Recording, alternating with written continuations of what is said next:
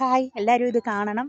ഇത് ഞങ്ങളിപ്പോൾ ഇവിടുന്ന് ഇപ്പം വീട്ടിലേക്ക് പോകാനുള്ള ഒരുക്കമാണ് കേട്ടോ. ഞങ്ങൾ ഇവിടെ തന്നെയാണ്, മൂന്നാറ്റിൽ നിന്ന് മാട്ടുപ്പെട്ടി എന്ന് പറഞ്ഞ സ്ഥലത്ത് തന്നെയാണ് ഈ പ്രകൃതി ഭംഗി ഇങ്ങനെ ആസ്വദിച്ചുകൊണ്ട് ഇങ്ങനെ നടക്കുകയാണ്. കാശുണ്ടെങ്കിൽ ഒത്തിരി സാധനങ്ങളൊക്കെ വാങ്ങിക്കാം കേട്ടോ.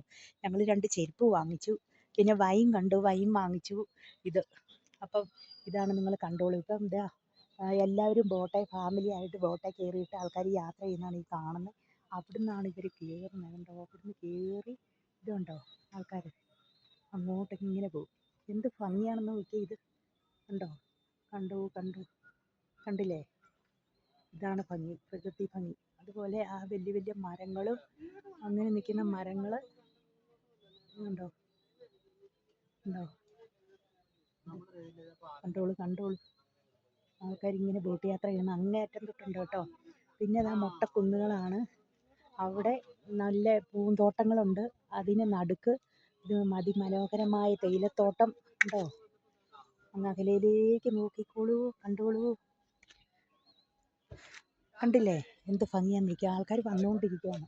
ഇതുണ്ടോ, ആൾക്കാരിങ്ങനെ വന്നുകൊണ്ടിരിക്കുന്നുണ്ട്. അപ്പം നമുക്ക് തുടങ്ങാം. 2 ലൈൻ പാട്ടുമായി ഞാനിതാ വരുന്നു. കൊഞ്ചി കൊഞ്ചി വിളിക്കുന്ന കാറ്റിനെ മറക്കാൻ പൂവാങ്കുരുന്നിലയ്ക്കാകുമോ? തൊട്ടു തൊട്ടു വിളിക്കുന്ന കരയെ പിരിയാൻ കരളിൻ്റെ കൈവിന്നാകുമോ? കൊഞ്ചി കൊഞ്ചി വിളിക്കുന്ന കാറ്റിനെ മറക്കാൻ പൂവാങ്കുരുന്നിലയ്ക്കാകുമോ?